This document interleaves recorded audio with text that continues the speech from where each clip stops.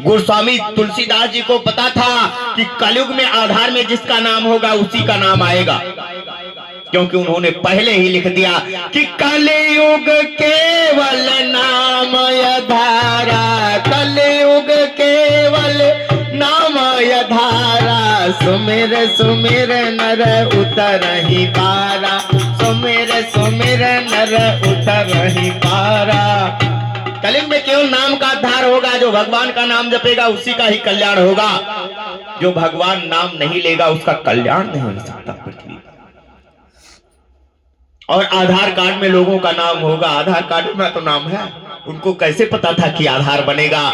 इसलिए गोस्वामी तुलसीदास जी की बातों को कोई हास्य में लेने वाली चीज नहीं है, भगवान के ही अवतार थे। उन्होंने कहा मान ही मात पिता नहीं देवा, यानी माता जी की बातें ना मानना। माता जी बोले भैया पूर्व ओर ना जाओ तो पूर्व तरफ जाना, ये आप अपने जीवन को चुनौती देने के समान है। हमने पहले भी आपको एक बताया था ना कि सचिव गए गुरु वैद्य तीन, जो प्रिय बोले भयास, राज धर्म तन तीन कर होई बेगही नाश। यदि हम माता पिता गुरु वैद्य और पत्नी, ये चार चीज हैं, इनका चार का कहना नहीं मानते तो हम ठोकर खा के मानते हैं। मानना तो पड़ेगा ही, भगवान ने कहा चाहे प्रेम से मानो चाहे कपट से मानो, मानना तो पड़ेगा। इसलिए इनकी बातें बहुत मानना चाहिए। पिताजी ने समझाया भी नारद को परीक्षा मत लेने जाओ, लेकिन चले गए। नारद जाकर के देखा, नारद ने विष्णु भगवान से कहा महाराज हमसे बड़ा भक्त तुम्हारा कोई है? मैं तो माला लेकर के दिन भर तुमको ही जपता हूँ। बोले इसको तो देखना पड़ेगा, परीक्षा बिना लिए हम किसी को पास नहीं करते। यदि बिना पेपर दिए किसी को पास कर दिया जाए, कहीं मेडिसिन बना दिया जाए तो पता चले वो चूहा हमारी दवाई ना दे दे। इसलिए परीक्षा बहुत जरूरी है, और जो पढ़ करके पास होता है उसके अंदर नॉलेज होता है, जिसको जनरल नॉलेज कहते हैं। और जो पैसे से डिग्री ले लेता है उसके पास नॉलेज नहीं होता। तो बीछी के मंत्र ना जानो, सांपे के मुंह में हाथ डाल दो तो क्या हुई, परिणाम बहुत अज्ञात होता है। इसलिए जानकारी होना बहुत जरूरी है हर विषय में। धर्म के प्रति हमको जागरूक होना बहुत जरूरी है, क्योंकि आज के 100 साल या 50 साल पहले बैकग्राउंड में जाओ तो इतना अस्पताल नहीं हुआ करते थे, लोगों को गैस एसिडिटी ये सब नहीं बनती थी।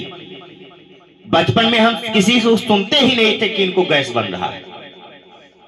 क्यों नहीं बनता था? इसका भी शास्त्रीय कारण है, क्योंकि पहले जब हमारे कुछ दिन पहले की बातें थी तब फर्श नहीं लगी रहती थी, यहाँ पर मिट्टी हुआ करती थी और मिट्टी में गाय के गोबर से लीपा जाता था।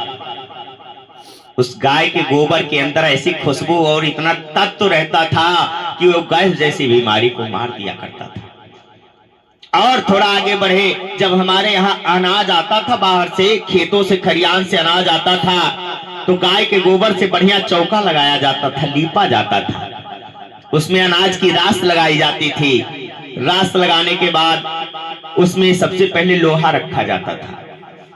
लोहा एक ऐसा तत्व है कि जो प्रेत बाधा जैसी बाधा को नष्ट कर सकता है। यदि कोई व्यक्ति डरता ज्यादा हो, परेशान रहता हो, रात में नींद नहीं आती हो, बुरे सपने आते हो, तो चक्कू रख करके सोना चालू कर दे। काला कपड़ा बांध करके चक्कू रखना है या काला धागा बांध करके चक्कू रखना है, उसको बुरे सपना आने बंद हो जाएंगे। ऐसा हमने प्रमाण के सहित बोल सकता हूं। उसके अंदर प्रेत बाधा नहीं आएगी, तो उस अनाज की प्रेत बाधा नष्ट हो जाती थी।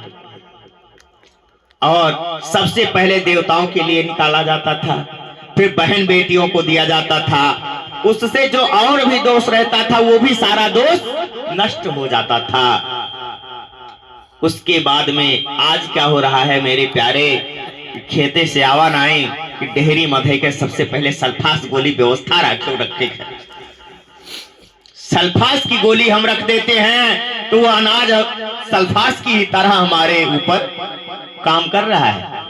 वही है जो नाना प्रकार की बीमारी हमारे अंदर उत्पन्न कर रहा है, क्योंकि हर चीज में हम दवाई का इस्तेमाल करते हैं। ये बाहर की कंपनियां आकर के हमको जहर खिला रही है, जहर। हम अपनी आंखों की देखी बात बता रहे हैं प्यारे। एक जगह हम कार्यक्रम में गए हुए थे, उनके पास खेती बाड़ी का काम होता था, खेती करता था। उसने कहा पंडित जी चलो अपना खेती आपको दिखा करके लाते हैं। हमने कहा चलो। तो जब उसके खेत में पहुंचे तो कम से कम 10 बच्चे इंजेक्शन, जो दवाई लगाते हैं मेडिसिन, वो इंजेक्शन लेकर के बैठे हुए थे। हमने कहा भैया ये इंजेक्शन आप क्यों लेकर के बैठे हैं? बोले महाराज लौकी को लगाना है। मैं कहा क्या हो गया, लौकी बीमार हो गई का? लौकी को कब से इंजेक्शन लगने लग गया? बोले पंडित जी अभी इस टाइम देखना, बाकी सुबह बताएंगे। हमने देखा इतनी छोटी छोटी लौकियां थी खेतों में, लेकिन वो इंजेक्शन लग जाने के बाद जब सुबह हम खेत की तरफ गए तो लौकी इतनी बड़ी हो गई थी। बोली महाराज ये ताकत की दवा हम लगाए थे। हमने कहा दवा नहीं लगाए, तुमने जहर लगा दिया, इसीलिए तो तुम इतना परेशान हो। तुमको मैं नहीं, कोई संसार का बाबा ठीक ही नहीं कर सकता, क्योंकि तुम्हारे अंदर बुराइयां हैं। बुरे व्यक्ति को कितना भी धर्म सुनाओ, कितना भी अच्छा कर्म उसके साथ करो, लेकिन वो क्या अपना बुरा कर्म छोड़ देता है? जब तक बुरा कर्म छोड़ेगा नहीं तब तक भगवान साथ नहीं देते। जैसे एक बिच्छू, उसको चाहे प्यार से रखो, चाहे दुलार से रखो, चाहे दूध पिलाओ, चाहे अमृत ही पिला दो, लेकिन जैसे मौका पाएगी वो डंक मार ही देगी। उसी प्रकार से जिसके अंदर निशाचरी बुद्धि रहती है, निश्चरी काया रहती है, उसका साथ परमात्मा नहीं देता। क्योंकि भगवान ने स्पष्ट कहा है, रामचरितमानस में लिखा है कि मोहि कपट छल छिद्र न भावा, मोहि कपट छल छिद्र न भावा, निर्मल मन सोहि मोहि पावा, निर्मल मन सोहि मोहि पावा। परमात्मा को पाने के लिए कपट बिल्कुल छोड़ देना चाहिए, क्योंकि जब हम 100 झूठ बोलते हैं तो एक पाप ग्रह हमारे ऊपर चढ़ जाती है। लेकिन आज का तो फैशन हो गया है कि पहले एक झूठ बोलेंगे, फिर उसको सत्य करने के लिए 99 झूठ और बोल देंगे। 100 पूरा हो गया ना, एक पाप चढ़ गया, यानी अपने जीवन का एक पॉइंट हमने गंवा दिया, क्योंकि हमको पॉइंट्स मिले हुए हैं। जैसे हम रिचार्ज कराते हैं, मोबाइल डेटा मिलता है, उसका सीमा है कि इतना आप इस्तेमाल कर दोगे तो खत्म हो जाएगा। उसी प्रकार से हमारे जीवन का पूरी करके जो पूर्व जन्म में हमने जितना पुण्य किया है, उस पुण्य से बैलेंस बना करके हमको यहाँ पृथ्वी पर भेजा गया है। पूर्व जन्म का जो बैलेंस है, पुण्य है, उसी पुण्य से हम इस पृथ्वी पर आए हैं। और यहाँ आकर के यदि अच्छा कर्म किए तब तो पुण्य हमारा जुड़ता गया, यानी हमारा पुण्य और बढ़ रहा है, यानी हम आगे जा रहे हैं।